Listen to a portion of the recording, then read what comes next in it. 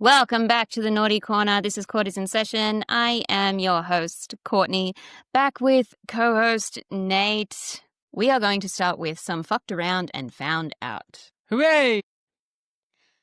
First one, told my wife, 35 female, that she couldn't do it without me, 34 male. Turns out, she can. So this is coming from the r/relationship_advice subreddit. And it's from 2023, so it's whatever's happened at this point is well and truly final, I can assume. I made one stupid, selfish comment to my wife a week or so ago, and now my life is in disarray. My wife is in some crisis. Her work is closed and she's being paid, but she's home with our kids now, including one 3-year-old. She gets breaks on Monday and Friday with childcare. We went into having kids knowing she wanted to be a working mother, so this has been an adjustment to say the least.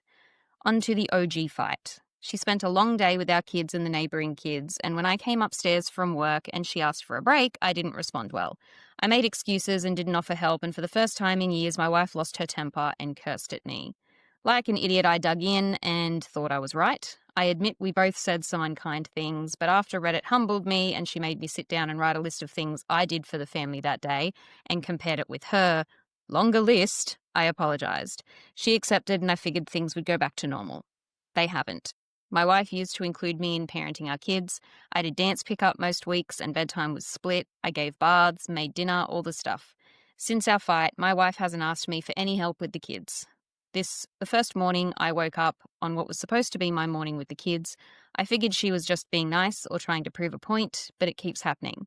She didn't even send them down to say goodbye last night. Normally, my wife does this silly game where she sends my son to ask me to read 5 books, and then we would negotiate down to 1 or 2 and race upstairs. Last night I heard her racing him and came up to find her doing bedtime yet again. The kids haven't even noticed. It's like she's replacing me. When we were fighting, I said something really, really dumb that's living inside me and festering. My wife was being nasty and said, "You wouldn't see the kids a quarter as much as you do if I didn't arrange it, and I'm done managing you." I defended myself. I'm not an absent parent, and said something along the lines of, "I'd like to see how long you can manage without me." Consider my foot officially in my mouth. She started running again. She's cooking healthy and often.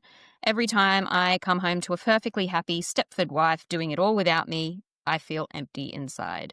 How do I fix this? I don't even know where to begin. At this point, I want to beg her to go back to how things were. This wasn't what we agreed on. Stop fucking waiting around for help to tell you what to do and just do it. Yeah. And, you saw that she was actively taking initiative to do the bedtime routine and to get up in the mornings. You also could have done those things. Yeah. Or when you saw that she was doing those things, you could have joined in. Absolutely.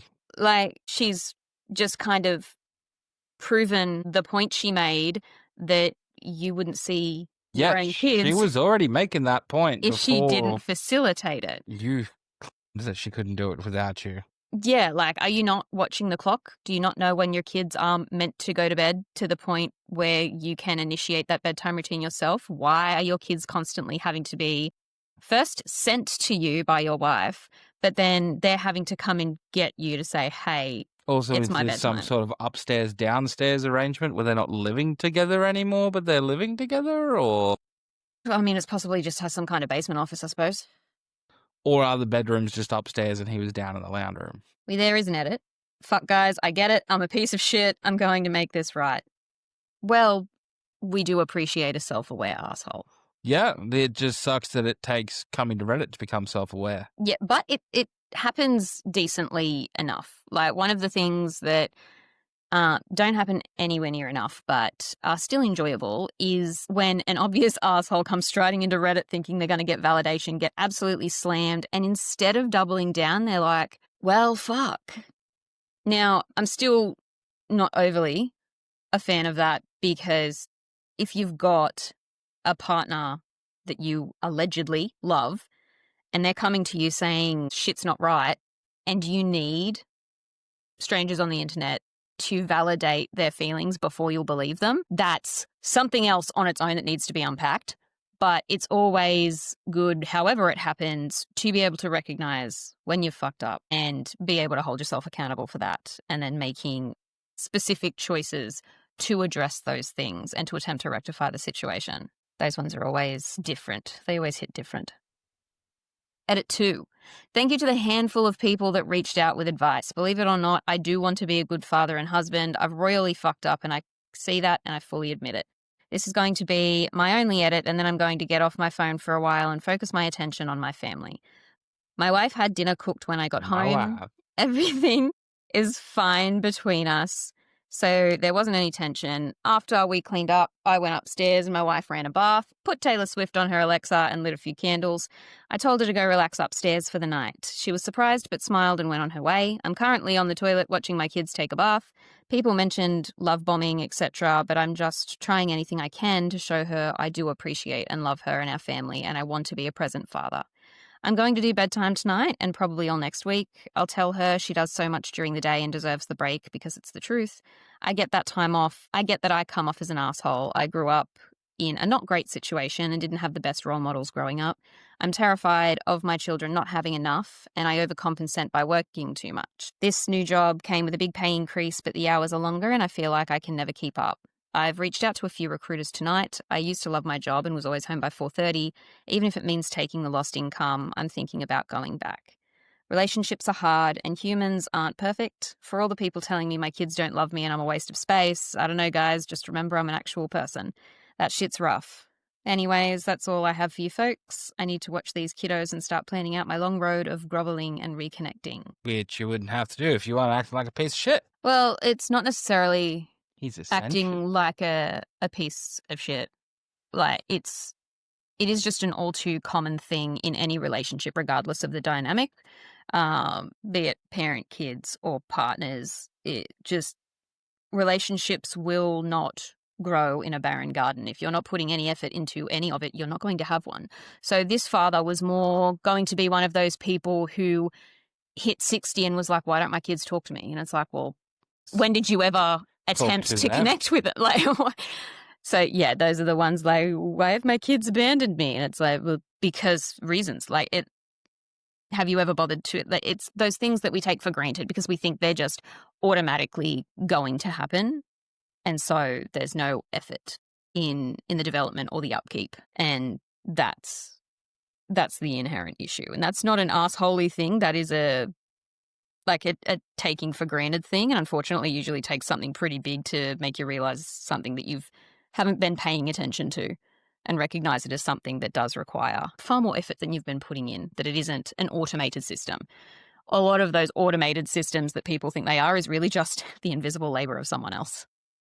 Like in this case, his wife. You mean I don't have a magical washing basket that I put dirty laundry in and then clean laundry appears? Yeah, and believe it or not, Christmas doesn't just happen like that. I know, I'm the cook in my house. Next one. Can't wait to see what Santa brought my kids either. My ex-wife predicted my future in painful details, and I can't sleep at night because of it. Now, I've had this on my list for close to 2 weeks now since I first started mining in the development phase of this podcast, and literally maybe 2-3 days ago.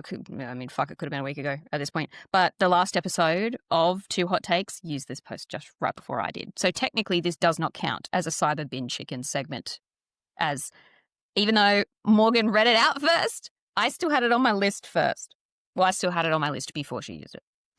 Okay, my ex-wife predicted my future in painful details, and I can't sleep at night because of it. We are legally still married. We are both 45, and we have been together for 20 years. She was the love of my life until I met my current girlfriend, and that's when I realized that I have been stagnating for years.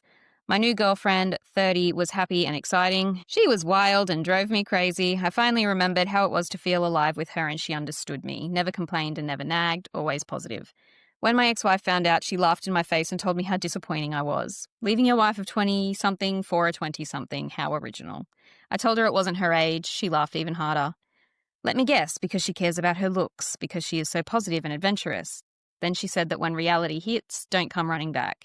when she stops blowing you in the most wild places because she knows that she doesn't have to now, when she realizes that she wants more and asks for more, when your answer and actions aren't good enough for her, when she stays in bed scrolling her phone all weekend because now she has you, she doesn't need to pretend to be oh so adventurous anymore, remember that you haven't traded up. I didn't believe her, and she laughed at that too. She said, remember how our story started? The love and respect we had, and look how it ended. How do you think this one that started by hurting the people closest to you will end? This was 9 months ago. Now I haven't spoken with my girlfriend for 2 days. She moved in with me 3 months ago, and I've never been this miserable. The fights and nagging, the scrolling on her phone day and night with zero effort or energy for any adventure, the demands and small fights about small things.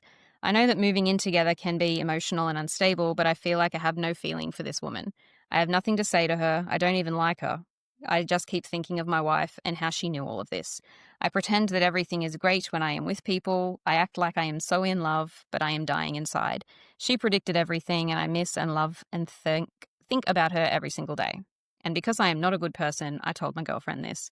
I don't know why I felt the need to tell my girlfriend this, maybe because she called my ex old and bitter. I told her that I will never love her like I do my ex. That took her down to earth real quick. I am sick of myself. Autistic prediction powers strike again.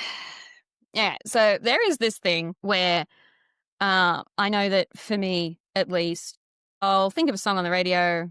I'll think of a song and it'll come on the radio. Or I was walking through a Target one time and I saw just a random blonde and I'm like, I'm going to see my sister today. My sister lived an hour away. There was no reason to think I was going to see her. Cross the car park, go into a Coles, and there's my sister at the deli counter. It's season 2 of Glee. Zyces was meant to sing a song. She was told she had to do a solo, and I immediately thought, I know what boys like. And that was the song she did. There was no reason for me to know that shit.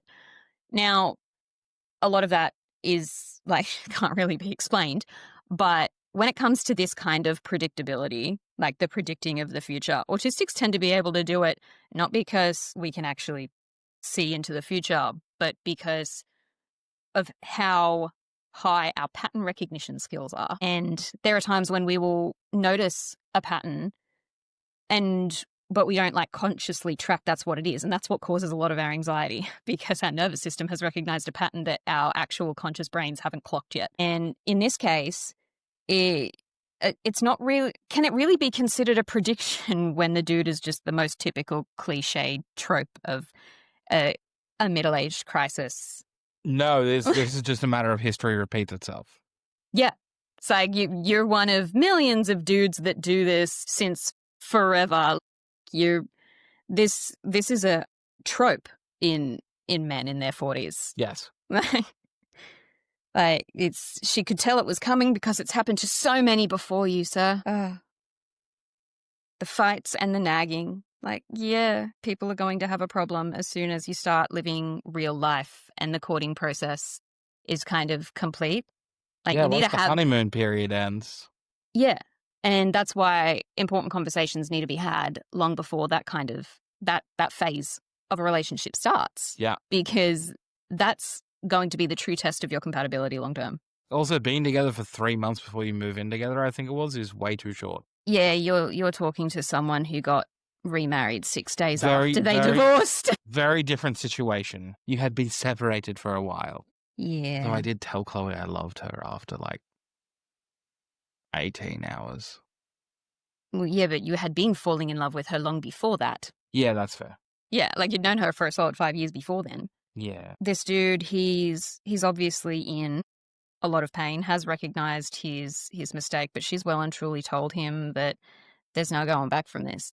Yeah, you fucked around, you found out. Hopefully that last sentence. No, if it isn't the consequences of your actions. Yeah, like he says, I am sick of myself. So hopefully, rather than... See a therapist, my guy. Yeah, rather than falling into that pity party, he can actually acknowledge all of the experiences around this. Take one of these and call me in the morning. And be someone that can hopefully move past this and be a better person because of it. Yeah. Yeah. Our Fair Call Mate segment is posts where they may not necessarily be asking for advice or a judgment call or asking a question. So we really are just having some general commentary on what we think about these sort of things. So, yes, fair call. Overheard on the bus this morning from the subreddit r/overheard. Removed by Reddit's filters. I wonder which filter it got stuck in. So, let's go over to the story because I've kept it. I was sitting behind an older woman and a teenage boy who clearly didn't know each other. The boy was holding a bouquet of flowers, trying to keep them from getting crushed. The woman smiled and asked, "Big date today?" He shook his head and said, "No, ma'am, my mum's been working doubles all week. I just wanted her to have something nice when she gets home." The woman patted his arm gently and said, "She raised you right." You could see him blush a little, but he looked proud. Yeah, the kids are going to be all right, honestly. They're fucked in a lot of ways, and they very much challenge a lot of the norms that the older generations have set themselves standards-wise for a very long time. And there is still, there's 2 generations in between the youngest and us with Gen Z and Gen Alpha, and there's a lot that we don't understand. But as a teacher who is still teaching in classrooms, there are ways that they carry themselves in the world and expectations that they have for not only themselves but the world around them, the adults that they interact with, that is actually setting a higher standard for adults than a lot of adults have of themselves. And I feel like in a lot of ways, though they can be significantly nihilistic when it comes to just how shitty the world is, when they come into their own and they're the ones running the joint, I reckon if anyone's going to fix it, it's going to be them. Yeah, probably. But we as elder millennials and Gen Ys often forget we were them. When we came through, the baby boomers were telling us everything we did was wrong and our music is trash. Admittedly, today's music is significantly trasher than ours ever was, because at least we had Eminem, not mumble rap. But even then, we were pushing boundaries and testing limits of what society was capable of.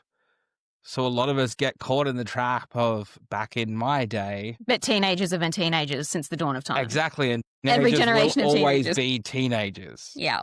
So the fact that one of them is still able to, even now, see, mum works hard, I just want to do something nice to make her smile. That's perfect. Yeah. That's all we ever need.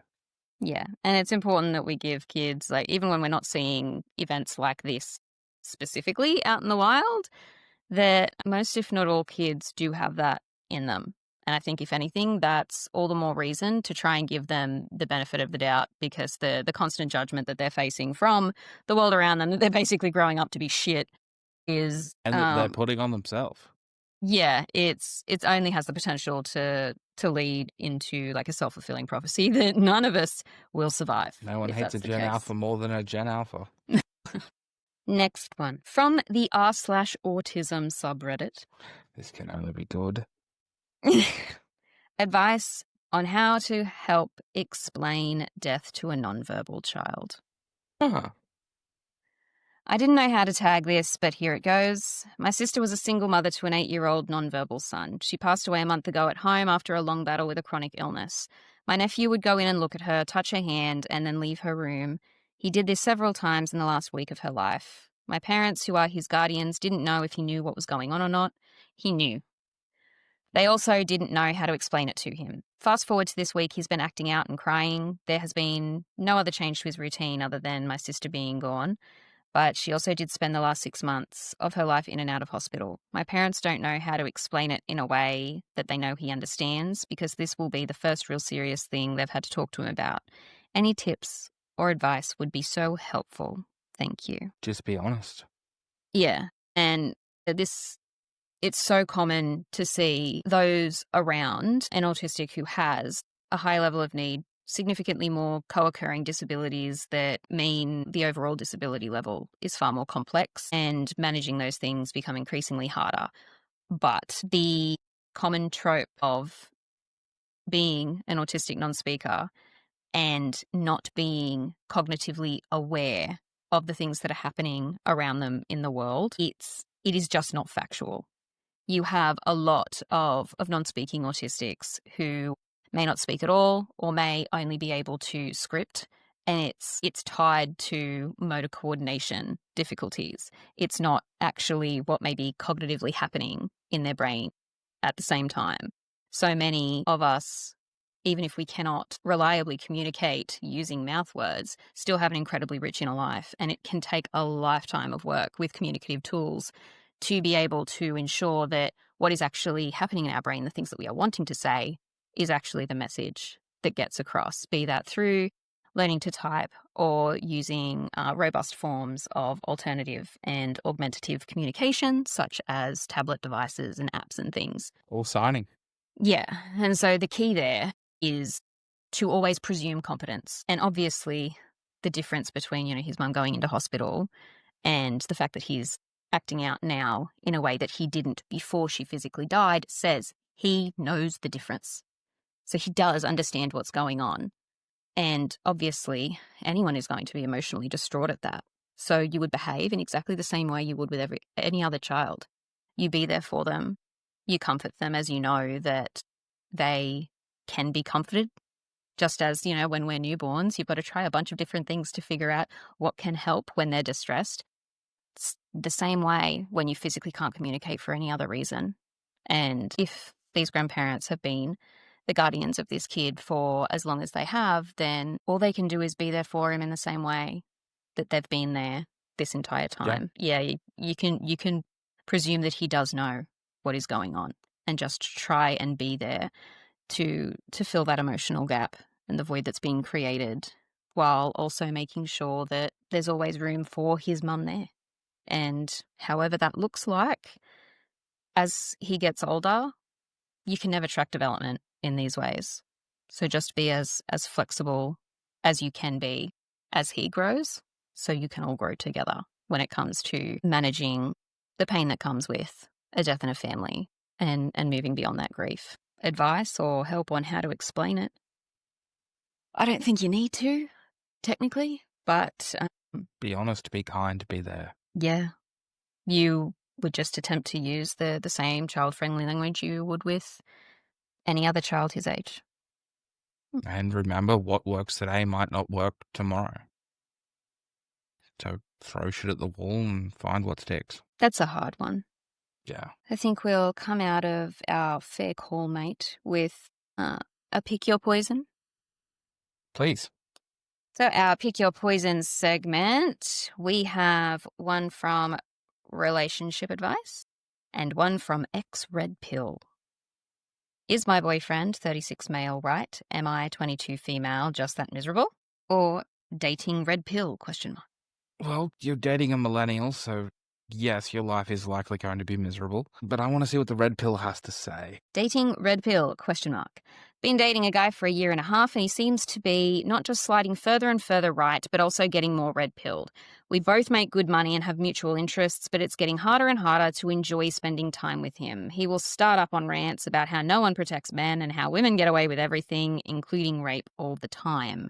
He'll blurt out these obviously ridiculously inaccurate statistics that are so easy to debunk it feels like a joke.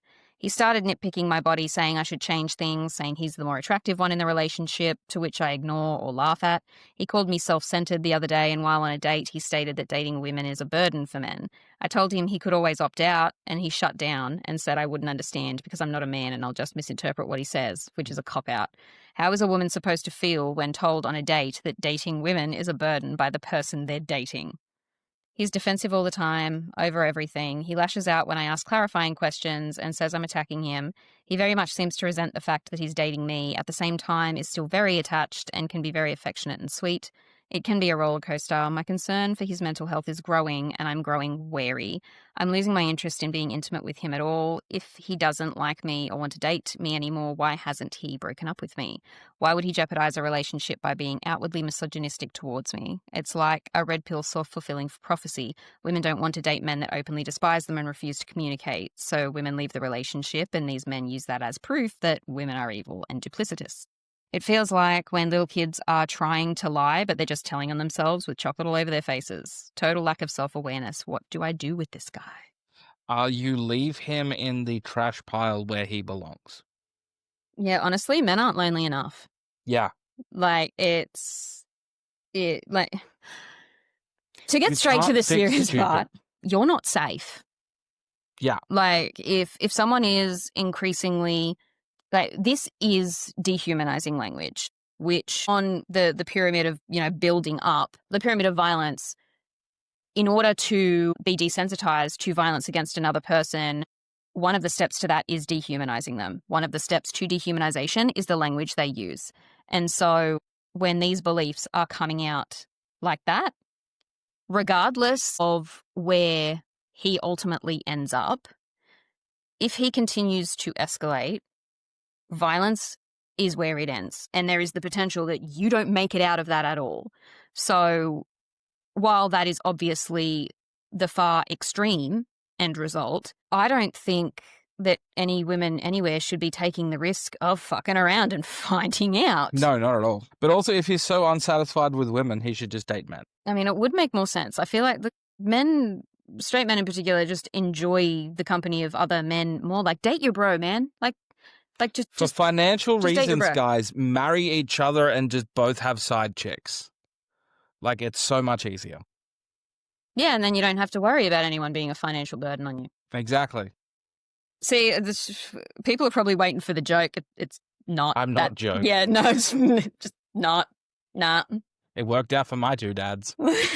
There's some comments. Why hasn't he broken up with me? Why on earth haven't you broken up with him? Thank you. Seriously, you are a doormat. When you remove the red pill or conservative bits, you're just describing a relationship that's over. You aren't attracted to each other. You argue all the time. You don't respect each other or communicate well. I'm absolutely confused why you're still with this guy. There's nothing to salvage here. Find someone who treats you with affection and sweetness all the time instead of treating you to a misogyny and insult roller coaster sometimes. You deserve better than this.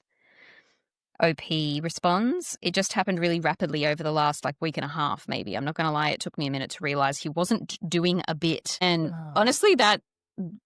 Yeah, fair. At first, it seems like it could be a bit. Let it play out and maybe ask. And if they say that it's not a bit, there's your sign. Yeah, but that also... red pill has turned into a red flag. Yeah, but if that is the case and it is a bit, either way, that's a red flag all in itself. Yeah. Because there are some things that you do not turn into a bit. That says something. And I'd also like to point out that, my only comment, of course this is an age gap relationship. 36-year-old man with a 22-year-old. Yeah.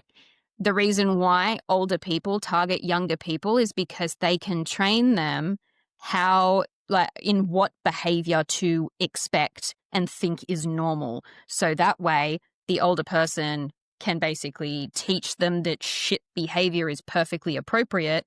And because they have so little life experience, the younger person doesn't know any better. And believe that, no, this is actually what I'm worth and what I deserve. Yeah. It's called grooming. Very much so. I don't know. I can't remember whether or not she said how long they'd been together. Too long. But, yeah. If she's 22 now, how old was she when this started? Yeah. The vibes are off. So, moving on from our pick your poison, jumping into some shit cunts and sick cunts. Remember, shit cunts are shit. Sick cunts are amazing. Sometimes we get some legends, sometimes we don't. Sometimes we just get some basic people that, while they're not phenomenal, they're just your basic neutral. Sometimes everyone's just fucked. Yeah, sometimes everyone's a shit cunt. Let's find out, shall we? Sometimes they're an ankle. What? They're 3 foot lower than a cunt. Yes, the bar is so low it's a tavern in hell. Alrighty. Am I the asshole for feeling angry that a relative insisted on a home birth and now her baby has a birth injury? Possibly. I know this is a sensitive topic, but I really need to get this off my chest. My husband's cousin just had a baby after planning her entire pregnancy for a home birth. I tried to talk to her about the risks because I was genuinely worried. She's a first-time mum, and I told her that things can go wrong in an instant and hospitals don't exist for nothing. I had my first baby 21 months ago, and I had complications that would have killed me and my child if I had given birth at home, so I'm a huge advocate for hospital births, especially for first-time mums. Even the best midwife can only do so much if something unexpected goes wrong. She disregarded any advice and told me that she wants to have a natural and peaceful experience and did not want doctors getting involved unless absolutely necessary. That's a fair statement. Yeah. Hospital interventions occur way too much, and medical professionals need to back off and only act when the person giving birth actually wants it. Yeah, it's almost like women have been giving birth for millions of years outside of hospitals. Yes, but the maternal death rate in birth Well, was like 5,000 significantly years higher. if you listen to the Bible. She ended up being 2 weeks overdue. Despite this, her midwife still greenlit her trying for a home delivery. She was in labor for an extremely long time and she just wasn't progressing. From what I was told, she was eventually rushed to the hospital for an emergency C-section. But by this point, her baby had been deprived of enough oxygen for too long, and unfortunately, the baby developed HIE, a form of brain damage caused by a lack of oxygen. The doctors are unsure what the long-term result will be, but it is severe. I feel so bad for her and their whole family, but at the same time, I'm angry. I'm angry she didn't listen to the warnings, angry that this might potentially have been prevented, and angry that her baby has to suffer because of a decision that could have been different. And I feel guilty for feeling that way because she's already living every parent's worst nightmare. I haven't said anything to anyone about it, but the feelings are eating away at me. Am I the asshole for feeling angry and frustrated that a person's home birth decision had such a horrific outcome, even though I know she's already in agony? You're not the asshole, in my opinion, no. If you rub this in their face, you absolutely are a shit cunt. But these things happen. They would have had a midwife there that should have made the call probably earlier when it was evident that it wasn't progressing. It was safe for them to have a home birth. Have the home birth. The second it looks like it's not going to be, that's when you go to the hospital. They did everything they could. Sometimes these things just happen, and it's nobody's fault. Yeah, and OP has said, I can never, ever, ever shame her or make her feel at fault, and I plan to support her in any way she needs that I can offer. I'm just so sad for her and angry that this could have been so different. Yeah. So OP is making it clear that she's asking if she's the asshole for having these feelings. She never intends on expressing them. Everyone has these feelings. Yeah. I mean, how many times have we witnessed someone doing something that we know is going to end badly? Told them not to do it, and then they do it anyway out of spite. And, well... Or just because they think they know better. Your cousin autistic with demand avoidance issues. The one thing that's standing out to me is that at all times when we're talking about birthing decisions, you've got to take an intersectional cultural lens look at it. So the expectations of hospitals and what constitutes a healthy pregnancy or a healthy home birth is changing depending on what country you are in and what the standards are for individual hospitals, whether or not it's public or private, etc. And no amount of money that Serena Williams had, hello to the wife of the owner of Reddit, was able to save her from the racism that occurs in medical institutions. And she almost died giving birth. So it's quite possible that regardless of how high risk your pregnancy is, that depending on whether or not you are a black or brown person, whether or not you are a Muslim or another form of minority, that basically can be dismissed by a lot of medical practitioners. You can be high risk and it's still going to be safer for you to attempt to give birth at home.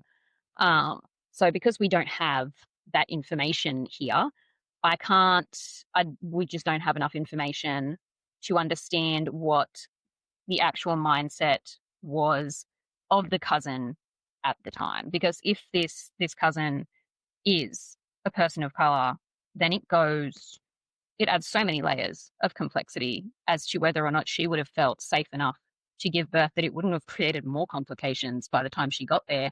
And if it came to a point of needing a cesarean, whether or not that would have ultimately resulted in her death because of delays and the treatment that she was getting while she was laboring that whole time in the hospital.